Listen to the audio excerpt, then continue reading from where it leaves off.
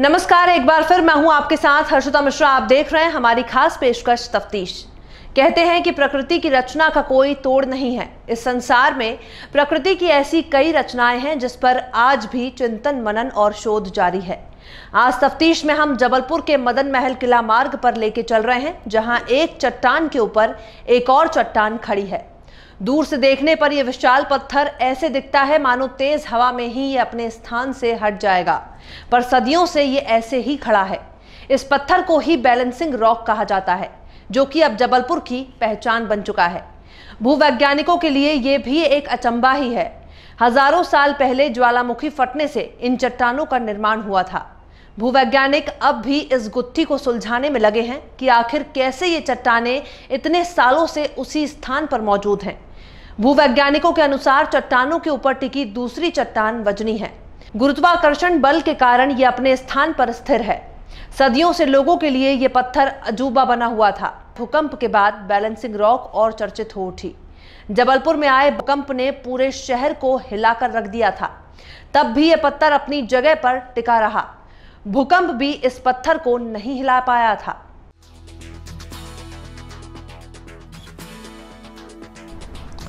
जबलपुर नागपुर के मुख्य मार्ग पर पड़ता है शारदा चौक। इस चौक के अंदर एक सड़क जाती है जो तक्षशिला इंजीनियरिंग कॉलेज से होते हुए शारदा माता मंदिर के द्वार तक जाती है। तक्षशिला इंजीनियरिंग कॉलेज और मां शारदा मंदिर के बीच कई चट्टानों के बीच एक अद्भुत चट्टान दूर से ही अलग नजर आती है। एक नजर में देखने पर ही लगता है कि ये चट्टान जिस चट्टान पर टिकी हुई है उससे किसी भी पल नीचे आ सकती है। सहज ही विश्वास नहीं होता कि 40 टन वजनी ये चट्टान आखिरकार किस संतुलन के आधार पर वर्षों से जस की तस टिकी हुई है। जबलपुर सहित दूसरे जिलों और राज्यों के तमाम पर्यटक भी लगातार इसे देखने और इस चट्टान का रहस्य समझने के लिए यहाँ निरंतर आते रहते हैं। हालांकि जबलपुर वासी चट्टान को कई वर्षों से लगातार देखते आ रहे हैं और ये भी महसूस करते हैं कि सैकड़ों वर्ष पूर्व से चट्टान का संतुलन जैसा था आज भी वैसा ही है। सही मायने में इसे बैलेंसिंग रॉक्स के नाम से पहचान मिली है। ये भी सच है कि आज भी बैलेंसिंग रॉक्स भूवैज्ञानिकों के लिए अचंभा ही हैं। बहुत अच्छा लगा हमें इधर आना। यहाँ क्या विशेषताएं हैं? विशेषताएं अच्छा स्पॉट है, मतलब घूमने के हिसाब से बढ़िया। पहाड़ी अच्छी है। कितने वर्षों पुराना है ये? काफी पुराना है, लगभग सन 1100 का किला कितने है। वर्षों से आ रहे हैं आप? यहाँ तो मैं लगभग 15-20 साल से आ रहा हूँ लगभग। कैसा लगता है यहाँ? अच्छा लगता है, बढ़िया। मन को काफी शांति मिलती है आने में। कौन सा किला है ये? ये रानी दुर्गावती बाई का किला है। कहाँ से आए हैं आप? मैं जबलपुर से लोकल हूँ। काफ़ी अच्छा लगा यहाँ पर। हमारे साथ हमारे ड्राइवर संजू सिंह जी, इन्होंने हमें जानकारी दिया। काफ़ी समय से है ये, और इसमें से क्या है, कितने भी तूफान आ जाए, आंधी हो जाए, तब भी लेकिन ये गिरती नहीं है और काफ़ी अच्छा लगा। फर्स्ट टाइम देखा हमने यहाँ का। कभी इसके बारे में टीवी अखबार में पढ़ा हो? वर्ल्ड लेवल पे है? हाँ, देखा है हमने, तो टीवी में भी देखा है, इसके न्यूज़ में भी, इंटरनेट पर भी देखा हमने इसके बारे में। इसीलिए हम जिज्ञासा करके हम देखने आए जिज्ञासा हुई को। काफ़ी दिनों से इच्छा थी कि जबलपुर घूमें और ये रॉक के बारे में काफ़ी सुना हमने। बच्चों को भी बहुत ज़्यादा जिज्ञासा थी। ये जो रॉक ये टिका हुआ नहीं है, ये हवा में रखा हुआ है। इसके नीचे से यदि धागा या ऐसी कोई पतला कपड़ा निकाला जाए तो वो निकल जाएगा। इस तरह से कई सालों से रखा हुआ है, कहते काफी समय से रखा हुआ है। सालों से मतलब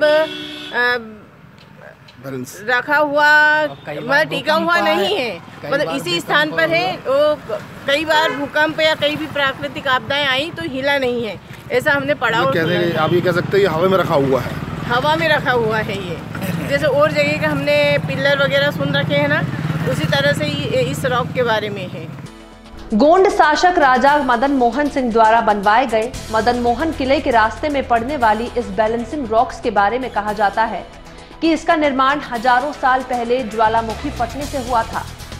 पुरातत्वविद और भूवैज्ञानिक आज तक इस बात को समझने में नाकाम रहे हैं कि आखिर कैसे ये चट्टान इतने सालों से उसी स्थान पर जस की तस हालत में मौजूद है। हालांकि उनका ऐसा मानना है कि ये चट्टान अपने वजन और स्थिति के साथ गुरुत्वाकर्षण बल के कारण अपने स्थान पर टिकी हुई है। ये चट्टान तब और सुर्खियों में आई जब भूकंप ने सारे जबलपुर शहर को हिलाकर रख दिया था। एक प्रकार से जबलपुर में तबाही का मंजर भी लोगों ने देखा, लेकिन ये चट्टान अपनी जगह से जरा सी भी नहीं हिली। ऐसा माना जाता है कि जबलपुर घूमने आए पर्यटकों ने अगर इस बैलेंसिंग रॉक्स को नहीं देखा तो जबलपुर की यात्रा अधूरी ही मानी जाएगी। लेकिन इसका दुखद पहलू ये है कि आज भी ये बैलेंसिंग रॉक्स उपेक्षा का शिकार बनी हुई हैं, क्योंकि जब भी कोई पर्यटक इतनी दूर से इसे देखने आता है और जिस हालत में ये चट्टान वाला क्षेत्र है उसे देखकर सहज ही अंदाजा लगा लिया जाता है कि इसके संरक्षण के लिए जिम्मेदारों ने कोई ठोस पहल नहीं की है। बताया जाता है कि ये बैलेंसिंग रॉक संभवतः पहाड़ी पर बने तक्षशिला इंजीनियरिंग कॉलेज की जद में आता है और ये प्राइवेट प्रॉपर्टी होने के कारण पर्यटन विभाग और नगर निगम इसके संरक्षण में कोई ठोस कदम नहीं उठा पा रहे हैं। जबकि हमारी जानकारी के अनुसार कॉलेज प्रबंधन खुले तौर पर इसे सरकार को हैंडओवर करने को तैयार है। कॉलेज प्रबंधन द्वारा कहा जा रहा है कि बैलेंसिंग रॉक्स पर हम अपना अधिकार नहीं मानते। सरकार इस क्षेत्र को अगर संरक्षित करना चाहती है तो हम बिना किसी शुल्क के इसका स्वामित्व देने को तैयार हैं, क्योंकि बैलेंसिंग रॉक्स एक प्राकृतिक धरोहर है और इस धरोहर का संरक्षण करना जरूरी है। और 15 साल लगभग दुकान खोले हो गया मेरे को, और यहाँ बहुत से लोग आते हैं जो ये पहाड़ी का विवरण करते हैं, देखते हैं, घूमते हैं, और बहुत सी चीज़ें हैं यहाँ पे देखने लायक। कभी मतलब बैलेंसिंग रॉक हो गया जैसे अपने इधर, और ये पहाड़ी जो मतलब आप किला आएंगे तो देखेंगे तो पूरा जबलपुर का क्षेत्र अपन को बहुत अच्छा दिखाई देगा। यहाँ आजू बाजू में बहुत से पहाड़ में चढ़ने के बाद आपको तालाब दिखाई देंगे, बहुत अच्छा फील होगा आपको। मतलब पूरे जबलपुर शहर देखने मिलता है। बहुत आनंद प्राप्त हुआ आपको, कभी आइएगा जी। आपका नाम बताइए। हाँ जी, नाम बताइए। राहुल लोधी। ये कई सालों से रखा हुआ, और जो भी टूरिस्ट आते हैं मेरे साथ में उनको देखने में बैलेंसिंग रॉक बहुत अच्छा लगता है और प्रसन्न होके ही जाते हैं अपने जबलपुर संभाग से। क्या लगता है आपको कि कब से रखा हुआ है और किस तरीके से है? ये काफी समय से रखा, हमारे पिताजी के समय से रखा हुआ है। कभी कोई ऐसी घटना दुर्घटना कभी हुई? कभी जीवन में अपने जबलपुर में ऐसा हुआ ही नहीं है। मतलब एक दर्शनिक स्थल के हिसाब से, मतलब इतिहास में के लिए रचा हुआ है ये? जी, इतिहास से गई है। ठीक। आपका नाम? नरेश तोमर। पुरातत्वविदों के अनुसार ग्रेनाइट की चट्टान बनने में लगभग 1 लाख वर्ष लगते हैं, तब जाकर कहीं एक चट्टान बनकर तैयार होती है। और जबलपुर की इस बैलेंसिंग रॉक्स को कुदरत की बेमिसाल कारीगरी का अद्भुत नमूना या 2 शिलाओं का अद्भुत संतुलन कहा जा सकता है।